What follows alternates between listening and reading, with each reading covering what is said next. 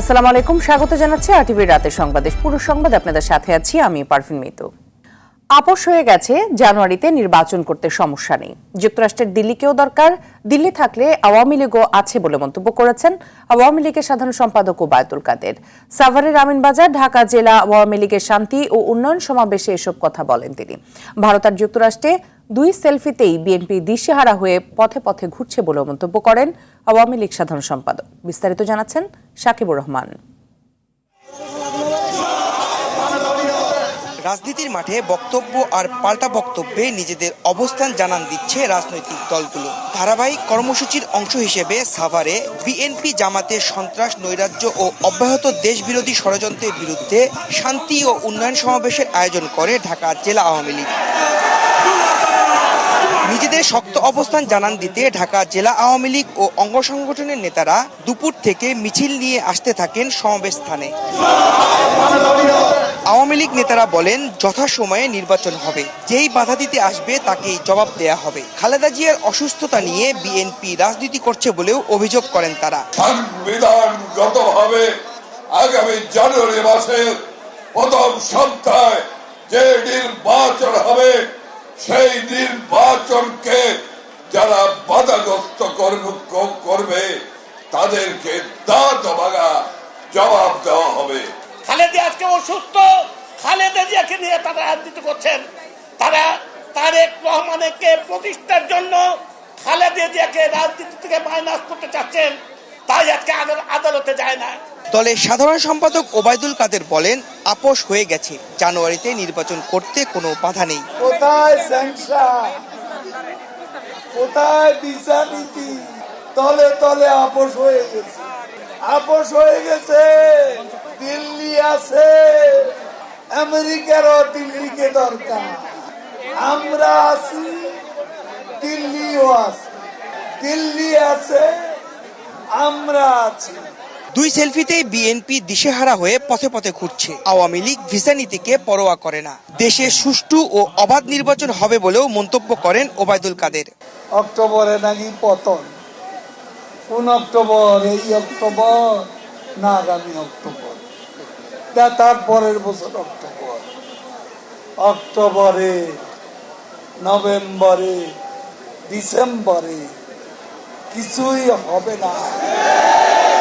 বিএনপির কারণে খালেদা জিয়ার মামলা ঝুলে আছে উল্লেখ করে ওবায়দুল কাদের বলেন, আদালতে ঠিক মতো গেলে এতদিনে ফয়সালা হয়ে যেত। এতদিন খালেদা জিয়ার মামলা ফয়সালা হয়ে যেত। সাকিবুর রহমান, আরটিভি, ঢাকা। হীন উদ্দেশ্যে আইনের দোহাই দিয়ে বিদেশে চিকিৎসা থেকে খালেদা জিয়াকে বঞ্চিত করে মৃত্যুর দিকে ঠেলে দিচ্ছে সরকার, এমন অভিযোগ করেন বিএনপির মহাসচিব মির্জা ফখরুল ইসলাম আলমগীর। তিনি বলেন, আসামিদের বিদেশে চিকিৎসার দৃষ্টান্ত নতুন না, সরকারের সদিচ্ছা থাকলে এটা সম্ভব। বিকেলে গুলশানে বিএনপি চেয়ারপারসনের রাজনৈতিক কার্যালয়ে আয়োজিত সংবাদ সম্মেলনে তিনি কথা বলেন। সরকারের পদত্যাগ ছাড়া নির্বাচনে যাব না বলেও জানান দলের মহাসচিব। বিস্তারিত বিলাল হোসেনের রিপোর্টে। সরকারের পদত্যাগের এক দফা দাবি এবং বিএনপির চেয়ারপারসন বেগম খালেদা জিয়ার মুক্তির দাবিতে চলমান কর্মসূচির অংশ হিসেবে ফরিদপুরে রোড মার্চের আয়োজন করে জেলা বিএনপি। এতে আশপাশের জেলা নেতাকর্মীরা অংশ নেয়। রাজবাড়ীর ঢাকা খুলনা মহাসড়কের পাশে রোড মার্চ কর্মসূচির পথসভায় দলটির স্থায়ী কমিটির সদস্য আমির খসরু মাহমুদ চৌধুরী বলেন, এই সরকারের ক্ষমতায় টিকে থাকার সুযোগ নেই। ভোট চুরি করে ক্ষমতায় যাওয়ার জন্য, বিরোধী দল ধ্বংস করার জন্য দেশনেত্রীকে মিথ্যা মামলা দিয়ে জেলে পাঠানো হয়েছে। তাদের এই অবৈধ সরকার টিকে থাকার কোনো সুযোগ নাই।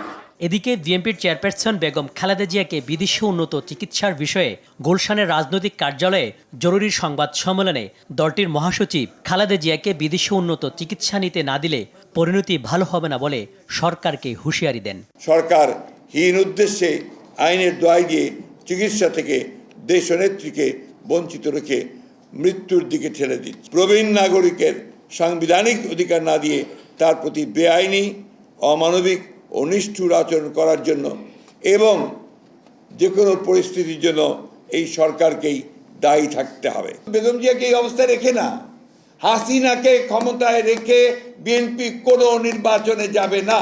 এছাড়া খালেদা জিয়ার অসুস্থতা নিয়ে লন্ডনে প্রধানমন্ত্রীর বক্তব্যের তীব্র সমালোচনা করেন মির্জা ফখরুল। নিন্দা জানানোর ভাষাও নয় আমাদের, এত অসাধারণ কুরুচিপূর্ণ বক্তব্য যে একজন দায়িত্বপূর্ণ প্রধানমন্ত্রীর দায়িত্বে যিনি আছেন দিতে পারেন, এটা আমরা কল্পনাও করতে পারি না, ভাবতেও পারি না। বিল্লাল হোসেন, RTV, ঢাকা। বিএনপির আন্দোলনে সরকারের কোনো আপত্তি নেই, তবে আগামী নির্বাচনের আগে আগের মতো অগ্নিসংযোগ করলে কোনো ছাড় দেওয়া হবে না বলে হুঁশিয়ারি দিয়েছেন প্রধানমন্ত্রী শেখ হাসিনা। লন্ডনের ম্যাথডিস্ট চার্চ হলে যুক্তরাজ্য আওয়ামী লীগের দেয়া নাগরিক সংবর্ধনায় প্রধানমন্ত্রী আরও বলেন, স্যাংশনে মাথা ঘামানোর কিছু নেই, প্রয়োজনে নিষেধাজ্ঞা আরোপ করতে পারে বাংলাদেশ। বিস্তারিত জানাচ্ছেন নূর হোসেন। সেন্ট্রাল লন্ডনের মেথডিস্ট চার্চ হলে প্রধানমন্ত্রী শেখ হাসিনার সম্মানে নাগরিক সংবর্ধনার আয়োজন করে যুক্তরাজ্য আওয়ামী লীগ। নির্ধারিত সময়ের আগেই ওয়েস্ট মিনিস্টার এলাকায় জড়ো হন নেতাকর্মীরা। বিএনপির চলমান আন্দোলনে আপত্তি নেই জানিয়ে সংবর্ধনা দেয়া বক্তব্যে প্রধানমন্ত্রী বলেন, নির্বাচনের আগে অগ্নিসন্ত্রাস করলে কোনো ছাড় দেয়া হবে না। আন্দোলন করে আমরা কিন্তু বাধা দেই না। কেন দেই না তাও একটু বলে রাখি। ক্ষমতা থাকতে তো প্রচুর টাকা বানিয়েছে, কিন্তু ইলেকশনের সময় যদি আবার ওই অগ্নি সন্ত্রাসী বা ওই ধরনের ঘটনা ঘটাতে চেষ্টা করে বা মানুষের গায়ে হাত দেয়, তখন তো ছাড় দেব না, এটা আমার। সন্ত্রাস জঙ্গিবাদ দমন করা প্রতিষ্ঠানের ওপর মার্কিন নিষেধাজ্ঞা নিয়ে প্রশ্ন তোলেন শেখ হাসিনা। বলেন, প্রয়োজনে বাংলাদেশও নিষেধাজ্ঞা আরোপ করবে। আর একটা খেলা শুরু হয়েছে, স্যাংশন, কথায় কথায় স্যাংশন। কে কাকে স্যাংশন দেয়, কে কাকে স্যাংশন দেয়, সেটা আমার প্রশ্ন। আমি সবাইকে বলে দিয়েছি যে ওটা নিয়ে মাথা ঘামানোর কিছু নেই। আপনাদেরও বলবো, ওই স্যাংশন ট্যাংশনে মাথা ঘামাবেন না। দেশ আমাদের, আমাদের দেশটাকেই আমরা গড়ে তুলব, কারো মুখামুখি হয়ে চলতে হবে না। আর বেশি আমাদের স্যাংশন দিলে আমরাও স্যাংশন দিতে পারি, আমরাও দিয়ে দেবো। বিএনপি চেয়ারপারসন বেগম জিয়া বিদেশে চিকিৎসা নিতে চাইলে সরকারকে নির্বাহী আদেশ বাতিল করতে হবে। আদালতের অনুমতি ছাড়া কিছু করার নেই বলে আবারও জানিয়ে দেন সরকার প্রধান। তার সাজাটাকে যে স্থগিত করেছে ওটাকে আমাকে প্রত্যাহার করতে হবে। প্রত্যাহার করলে তাকে আবার জেলে ফেরত যেতে হবে। জেলে যে তাকে কোর্টে হাজিরা দিয়ে কোর্টের কাছে পারমিশন নিয়ে, কোর্ট পারমিশন দিলে তখন সে বাইরে যেতে পারবে। এখানে কোনো আমার এক্সিকিউটিভ অথরিটি নাই যে কোর্টে দেওয়া রায়ের বিরুদ্ধে তাকে আমরা পাঠাতে পারি। 15 আগস্ট যে জন্মদিন পালন করতে পারে, যে আমার হাজার হাজার নেতা কর্মী হত্যা করতে পারে, ছোট্ট শিশু থেকে শুরু করে মেয়েদেরকে রেপ করতে পারে, যারা দেশটাকে ধ্বংসের দিকে নিয়ে যেতে পারে, তাদের প্রতি কিসের সহানুভূতি? দেশ গঠনে প্রবাসীদের অবদানের কথা স্মরণ করে সবাইকে বৈধ পথে রেমিট্যান্স পাঠানোর আহ্বান জানান বঙ্গবন্ধু কন্যা শেখ হাসিনা। প্রত্যেকে যার যার বাড়িতে এভাবেই আপনারা নির্দেশ দেবেন যে যা কিছু পারুক উৎপাদন করতে হবে। নূর হোসেন, RTV। ভিসা নিষেধাজ্ঞা গণমাধ্যমের উপরও আসতে পারে। বাংলাদেশে নিযুক্ত মার্কিন রাষ্ট্রদূত পিটার হাসের অনাকাঙ্ক্ষিত এই বক্তব্যটি স্বাধীনতা, মুক্ত গণমাধ্যম, দেশের সার্বভৌমত্ব ও গণমাধ্যমের উপর একটি অযাচিত হস্তক্ষেপ বলে মন্তব্য জ্যেষ্ঠ সাংবাদিকদের। সকালে জাতীয় প্রেস ক্লাবে ভিসা নীতি নিয়ে আয়োজিত প্রতিবাদ সমাবেশে এই মন্তব্য করেন তারা। বিস্তারিত শাকিলা করিমের রিপোর্টে। ভিসা নীতির নামে সংবাদ মাধ্যমের উপর মার্কিন চাপের প্রতিবাদে জাতীয় প্রেস ক্লাবে সাংবাদিক সমাবেশের আয়োজন করে জাস্টিস ফর জার্নালিস্ট নামে একটি সংগঠন। সমাবেশে অংশগ্রহণ করেন সাংবাদিকরা। আমাদেরকে অনেক কাজ করতে হবে। এদেশের গণমাধ্যমের ওপর মার্কিন ভিসা নীতির ঘোষণা আসতে পারে। পিটার হাসের এমন বক্তব্য স্বাধীন গণমাধ্যমের ওপর একটা চাপ বলে মন্তব্য করেছেন জ্যেষ্ঠ সাংবাদিকরা। মার্কিন সংবিধান, মার্কিন ভিসা নীতি নিয়ে তাদের সরকারের বক্তব্য সেই দেশের মুক্ত গণমাধ্যমের নীতির বরখেলাপ করে বলে জানিয়েছেন জ্যেষ্ঠ সাংবাদিক মঞ্জুরুল আহসান বুলবুল। যখন সাংবাদিকদের কথা বললো তখন আমার মনে হয়েছে যে আমাদের কথা বলা দরকার। আমেরিকার বিবেচনাটা কি? আমেরিকার ডিপ্লোমেসি যেটা, সেখানে বলা হয় যে আমেরিকার 4 ধরনের বন্ধু আছে। 4 ধরনের বন্ধু। এক ধরনের বন্ধু হলো ঘনিষ্ঠ মিত্র, এদের কোনো ভুল দেখবে না। কিভাবে নির্বাচন হবে সেটা দেখবেন রাজনীতিবিদেরা। বাইরের হস্তক্ষেপ স্বাধীন দেশের নাগরিক হিসেবে কোনোভাবে মেনে নেওয়া যায় না বলেও মন্তব্য করেন আরেক জ্যেষ্ঠ সাংবাদিক ইকবাল সোবহান চৌধুরী। কয়জন মানুষ এই ভিসা নীতিতে লাভবান্বিত হবে অথবা ক্ষতিগ্রস্ত হবে সেটা বড় নয়। বড় হলো যে একটি স্বাধীন দেশের নাগরিক হিসাবে এবং স্বাধীন দেশের স্বাধীন গণমাধ্যম হিসাবে আমার উপরে ভিসা নীতি চাপিয়ে দেওয়ার যে প্রবণতা এবং হুমকি, সেটি আমাদের জন্য অবমাননাকর। অযাচিত নিষেধাজ্ঞা, হুমকি কোনোভাবেই বরদাস্ত না করার ঘোষণা দেন অন্যান্য সাংবাদিকরা। শাকিলা করিম, RTV, ঢাকা। গণমাধ্যমের উপর সম্ভাব্য ভিসা নিষেধাজ্ঞা নিয়ে পিটার হাসের বক্তব্যের বিষয়ে কোনো মন্তব্য করেননি মার্কিন পররাষ্ট্র দপ্তরের মুখপাত্র ম্যাথিউ মিলার। নিয়মিত ব্রিফিংয়ে এ বিষয়ে প্রশ্ন করা হলে মিলার বলেন, যুক্তরাষ্ট্রের চাওয়া বাংলাদেশের মানুষ যেন স্বাধীনভাবে নেতা নির্বাচন করতে পারে। কোনো দলের পক্ষে বা বিপক্ষে অবস্থান নেওয়ার ইচ্ছা নেই দেশটির। তবে গেল সপ্তাহে ঢাকায় নিযুক্ত মার্কিন রাষ্ট্রদূত বলেছিলেন, প্রয়োজনে গণমাধ্যমকেও ভিসা নিষেধাজ্ঞার আওতায় আনা হবে। আর এ নিয়ে ক্ষোভ প্রকাশ করেন দেশের মুক্তমনা গোষ্ঠী ও সম্পাদকরা। What the Bangladeshis themselves want, free and fair elections. বাংলাদেশের সরকার, রাজনৈতিক দল, নাগরিক সমাজ ও গণমাধ্যম চায় দেশটির আগামী জাতীয় নির্বাচন স্বচ্ছ, স্বাধীন এবং শান্তিপূর্ণভাবে হোক। আর আমরাও এটাই চাই। যুক্তরাষ্ট্রের ভিসা নিষেধাজ্ঞার উদ্দেশ্যও তাই। কোনো দলের পক্ষে বিপক্ষে অবস্থান নেয়ার ইচ্ছা আমাদের নেই। The people of Bangladesh to freely choose their leaders. যুক্তরাষ্ট্রের নেওয়া ভিসা নীতি নিয়ে র্যাব চিন্তিত নয় বলে জানিয়েছেন র্যাবের আইন ও গণমাধ্যম শাখার পরিচালক খন্দকার আলমোইন। প্রতিষ্ঠার পর থেকেই র্যাব আইন অনুযায়ী তাদের দায়িত্ব পালন করে যাচ্ছে বলেও জানান তিনি। সকালে কারণ বাজারে সংবাদ সম্মেলনে সাংবাদিকদের প্রশ্নের উত্তরে একথা জানান র্যাবের এই মুখপাত্র। 2021 ডিসেম্বরে আমাদের র্যাবের কয়েকজন কর্মকর্তা এবং র্যাবের বিরুদ্ধে স্যাংশন দেওয়া হয়েছে, যেটা এখনো বলবৎ রয়েছে। তো এই বিষয়টা আমাদের কাছে নতুন। আমরা মনে করি যে আমরা প্রতিষ্ঠার পর থেকেই একটি সন্ত্রাস, জঙ্গিবাদ মুক্ত সমাজ গঠনে কাজ করে যাচ্ছি এবং আমরা কিন্তু আমাদের কাজ সেভাবেই করে যাচ্ছি। অর্থ পাচার মামলায় জিজ্ঞাসাবাদের জন্য ডক্টর ইউনূস সহ 13 জনকে তলব করেছে দুর্নীতি দমন কমিশন। দুদকের উপপরিচালক মোহাম্মদ গুলশান আনোয়ার প্রধান স্বাক্ষরিত চিঠিতে ডক্টর ইউনূসকে তলব করা হয়। এ বিষয়ে মঙ্গলবার এনএক্স ভবনের সামনে সাংবাদিকদের ডক্টর ইউনূসের আইনজীবী বলেন, আগামী 5 অক্টোবর দুদকের তলবে হাজির হবেন ডক্টর ইউনূস। তিনি বলেন, গত 30 মে গ্রামীণ টেলিকমের চেয়ারম্যান ডক্টর মোহাম্মদ ইউনূস সহ 13 জনকে আসামি করে মামলাটি দায়ের করে দুদক। মামলায় 22 কোটি 22 লাখ টাকা আত্মসাৎ ও মানি লন্ডারিং এর অভিযোগ আনে সংস্থাটি।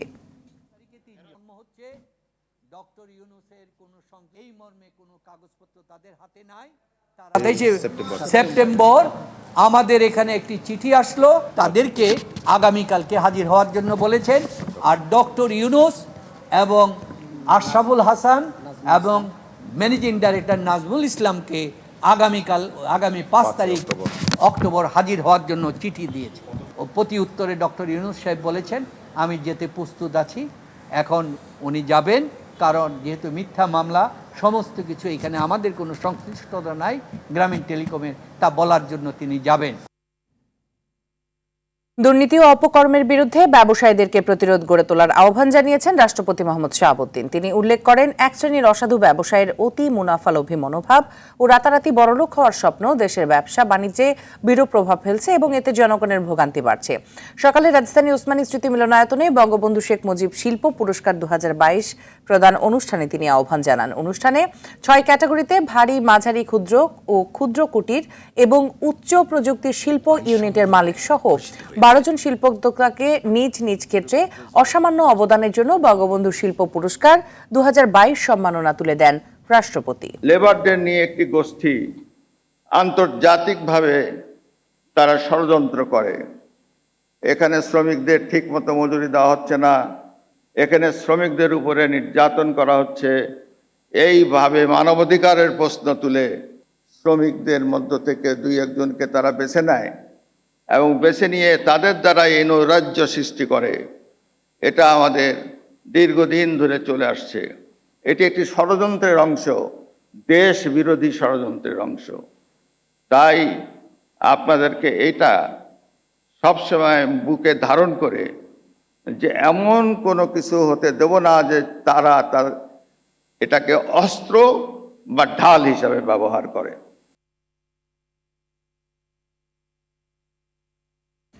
রাজধানী সহ সারা দেশে প্রতিদিন বাড়ছে ডেঙ্গুতে আক্রান্ত ও মৃতের সংখ্যা। রোগীর চাপ সামলাতে হিমশিম অবস্থা দেশের হাসপাতালগুলোর। এদিকে ডেঙ্গুতে আক্রান্ত হয়ে ঢাকামুখী হচ্ছে রোগীরা। ঢাকার বাইরের হাসপাতালগুলোর সেবার মান ও মশা নিধন কার্যক্রম নিয়ে প্রশ্ন তুলছেন রোগীর স্বজনরা। তবে ডেঙ্গু নিয়ন্ত্রণে কার্যকর কোনো পদক্ষেপ নেই উল্লেখ করে মৌসুম পরিবর্তন না হওয়া পর্যন্ত অবস্থার পরিবর্তন হওয়ার কোনো সম্ভাবনা নেই বলে মনে করেন বিশেষজ্ঞরা। রফিকুল ইসলামের রিপোর্টে থাকছে বিস্তারিত। বিগত দিনের সব রেকর্ড ভেঙে লাফিয়ে লাফিয়ে বাড়ছে দেশে ডেঙ্গুতে আক্রান্ত ও মৃতের সংখ্যা। ডেঙ্গু আক্রান্ত হয়ে প্রতিদিন গড়ে ৩,০০০ নতুন রোগী দেশের বিভিন্ন হাসপাতালে ভর্তি হচ্ছেন। ঢাকার বাইরে এবছর উদ্বেগজনক হারে বেড়েছে ডেঙ্গুতে আক্রান্তের সংখ্যা। প্রতিদিন দেশের বিভিন্ন স্থান থেকে রাজধানীর হাসপাতালগুলোতে ভর্তি হচ্ছেন নতুন রোগী। তারপরে শরীর ভালো না পরে মতলব সদরে ভর্তি হয়েছিলাম। পরে তারা পরীক্ষা করে দেখছে যে ৭৫,০০০ আছে পয়েন্ট। পরে সাথে সাথে বলছে যে এখানে আর আপনার চিকিৎসা নাই, আপনি ঢাকা চলে যান। ওনারা এই ডেঙ্গুর কোনো চিকিৎসাই নেই। ওনারা প্রথমত ভর্তি এলো না তারা, তো প্রাথমিক আমরা চিকিৎসার জন্য রুগী তো জড়সড় হয়ে যায়। এতটাই অসুস্থ লাগতো যে আমি যদি বাইরে হাঁটতে যেতাম তারপরে মনে হচ্ছে যে আমার শরীরে কোনো শক্তি নেই। জেলা ও উপজেলা পর্যায়ে ডেঙ্গু নিধনে তেমন কোনো কার্যক্রম নেই বলে অভিযোগ রোগী ও তাদের স্বজনদের। রাজবাড়ী থেকে তাছাড়া ওষুধ তো আমি সিটানে কখনো দেখিনি। ওইদিকে কোনো মশার কোনো ওষুধের কোনো নেই, প্রভাবে নেই। এই মশার কামড়ে পরিণাম ফল মানুষের কি হবে বলা যায় না। ঢাকার বাইরে থেকে প্রতিনিয়ত রোগী আসায় চিকিৎসা সেবা দিতে বেগ পেতে হচ্ছে রাজধানীর হাসপাতালগুলোর। এই মুহূর্তে ঢাকার বাইরের রোগী আমাদের কাছে বেশি আসছে। নিয়ার অ্যাবাউট 50% রোগী কিন্তু ঢাকার বাইরে থেকে ভর্তি হচ্ছে। কিন্তু আমাদের পরবর্তী বছরগুলোতেও যদি আমাদের এই অ্যাডিস মশা বা ডেঙ্গুর থেকে আমাদেরকে দূরে থাকতে হয়, সেক্ষেত্রে কিন্তু কার্যকর ব্যবস্থা গ্রহণ করতে হবে এবং ব্যক্তি সচেতনতা যেমন এবং প্রত্যেকটা সেক্টরকেই যারা দায়িত্ববান আছেন প্রত্যেককেই এটার ব্যাপারে কার্যকর ভূমিকা রাখতে হবে। দেশের ডেঙ্গু নিয়ন্ত্রণে কার্যকর কোনো পদক্ষেপ নেই উল্লেখ করে মৌসুম পরিবর্তন না হওয়া পর্যন্ত এই অবস্থার পরিবর্তন হওয়ার কোনো সম্ভাবনা নেই বলছেন বিশেষজ্ঞরা। রফিকুল ইসলাম, RTV, ঢাকা। তৈরি পোশাক খাতের ৮,০০০ টাকা বেতন বর্তমান অর্থনৈতিক বাস্তবতা যৌক্তিক নয়। এই মুহূর্তে শ্রমিকদের বেতন বাড়ানো জরুরি বলে মনে করেন ইউরোপীয় ইউনিয়নের প্রতিনিধি চার্লস হোয়াইটলি। শ্রমিকদের বেতন বৃদ্ধির প্রয়োজনীয়তা স্বীকার করেন পরিকল্পনা মন্ত্রীও। বলেন, পরিবেশ বান্ধব কারখানা থেকে মানসম্মত পোশাক পেতে হলে ক্রেতাদেরকেও পোশাকের দাম বাড়াতে হবে। বিস্তারিত মেজবাহ হাসানের রিপোর্টে। প্রতি বছর বিশ্বে পোশাক রপ্তানি বাড়লেও নিত্যপণ্যের ঊর্ধ্বমুখীর বাজারে বাড়েনি সেই পোশাক শ্রমিকের মূল্য। এমন বাস্তবতায় রাজধানীর গুলশানে একটি হোটেলে বাংলাদেশের বস্ত্র ও তৈরি পোশাক খাতে সবুজ পরিবর্তন শীর্ষক সংলাপের আয়োজন করে গবেষণা সংস্থা সিপিডি। এতে ঢাকায় নিযুক্ত ইইউ প্রতিনিধি বলেন, কারখানার মান বৃদ্ধির সঙ্গে বাড়াতে হবে শ্রমিকের মজুরিও।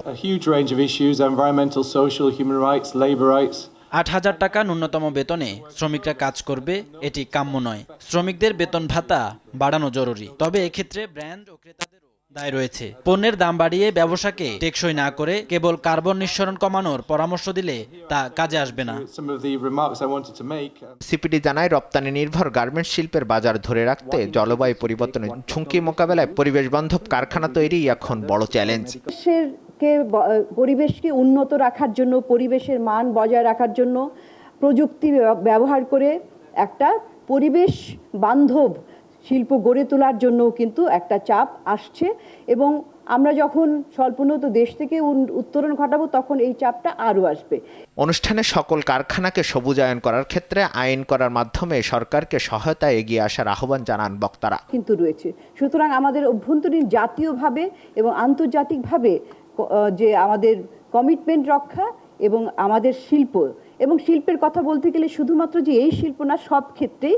তবে যেহেতু এটা একটা রপ্তানি নির্ভর একটা শিল্প, সেই ক্ষেত্রে আমাদের এটার উপরে আরও বেশি অনেকখানি নজর দেওয়ার প্রয়োজন এবং সেই উদ্দেশ্যে আমরা এই গবেষণাটি করেছি। এ সময় ক্রেতাদের পরিবেশ বান্ধব কারখানা থেকে মানসম্মত পোশাক পেতে হলে তাদেরকে উপযুক্ত মূল্য দিতে হবে বলে জানান পরিকল্পনা প্রতিমন্ত্রী।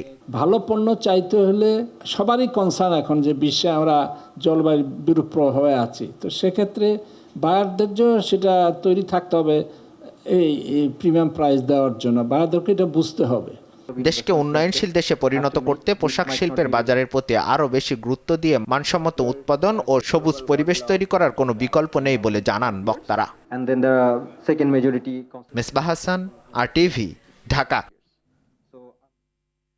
মালয়েশিয়ার বেসরকারি বিশ্ববিদ্যালয় UCSI ইউনিভার্সিটির বাংলাদেশ ব্রাঞ্চ ক্যাম্পাসের উদ্যোগে স্কুল কলেজের শিক্ষার্থীদের জন্য 1971-এর সেই সব দিন চলচ্চিত্র প্রদর্শনী আয়োজন করা হচ্ছে।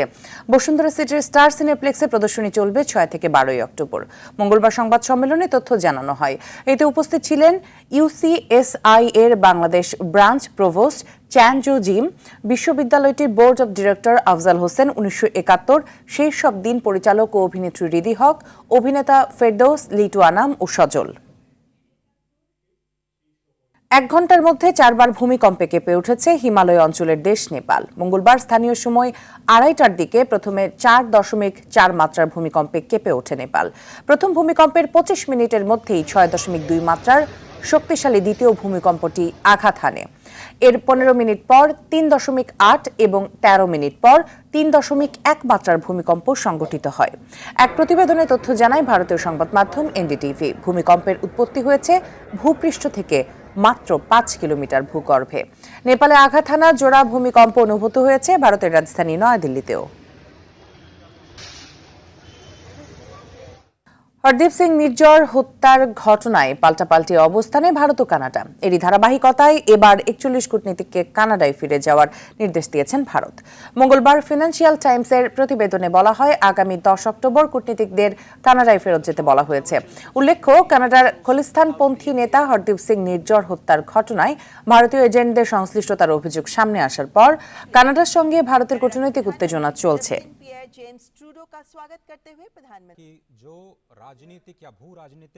এবছর পদার্থবিজ্ঞানে নোবেল পেয়েছেন 3 বিজ্ঞানী। তারা হলেন যুক্তরাষ্ট্রের বিজ্ঞানী পিয়েরে অ্যাগস্টিন, জার্মানির ফেরেঙ্ক ক্রুস্ট ও সুইডেনের অ্যান ল হুইলিয়ার।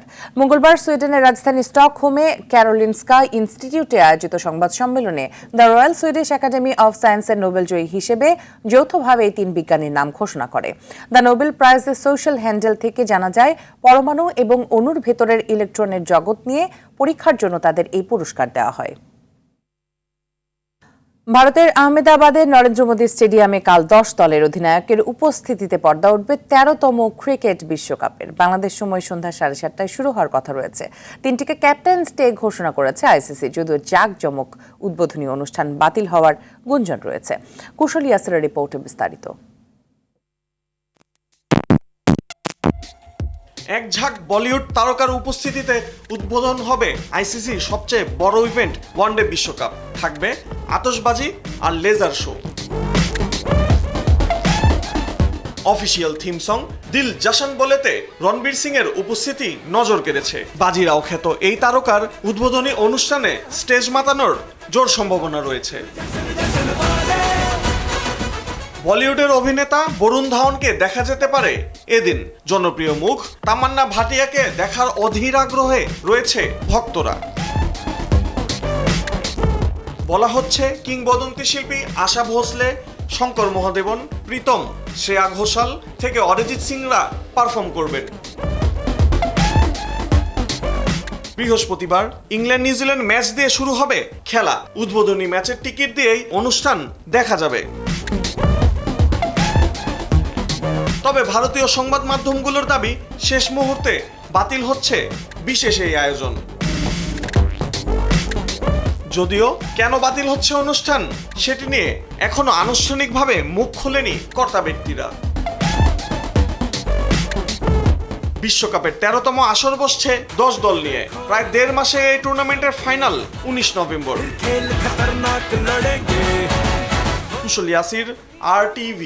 বিশ্বকাপে বাংলাদেশ দলকে স্টেডিয়ামে সমর্থন জানানোর লক্ষ্য ভারতে যাচ্ছেন Bangladesh cricket supporters association BCS এর 40 সদস্য। এই উপলক্ষে বিশেষ জার্সি উন্মোচন করেছে BCS। রাজধানীর মিরপুরে একটি রেস্তোরাঁয় রাতে অনাড়ম্বর অনুষ্ঠানে সদস্যদের হাতে জার্সি তুলে দেন BCS এর সভাপতি জুনায়েদ পাইকার, সহ সভাপতি তানভীর আহমেদ ও সাধারণ সম্পাদক সাজু আহমেদ।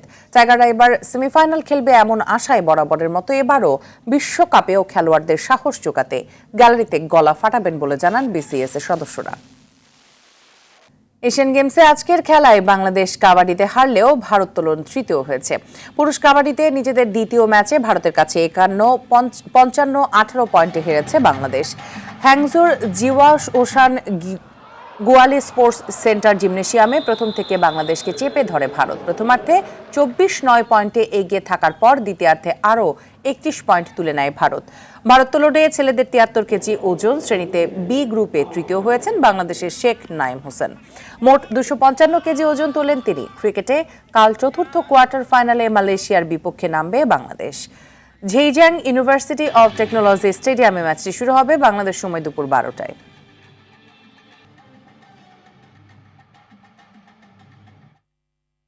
সাভাতে অ্যাসোসিয়েশন অব বাংলাদেশের উদ্যোগে আগামীকাল শুরু হচ্ছে প্রথম জাতীয় যুব সাভাতে প্রতিযোগিতা।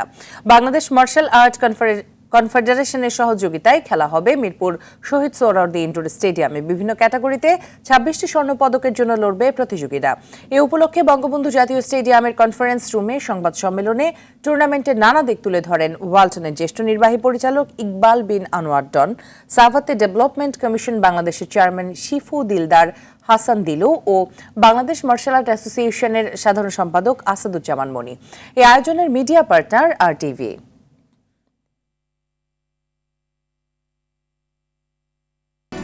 রাতের সংবাদ এই পর্যন্ত। সর্বশেষ সংবাদ জানতে যে কোনো মোবাইল ফোন থেকে 2414 নম্বরে ডায়াল করুন। মধ্যরাতের সংবাদ একটাই দেখার আমন্ত্রণ রইল। ধন্যবাদ সবাইকে।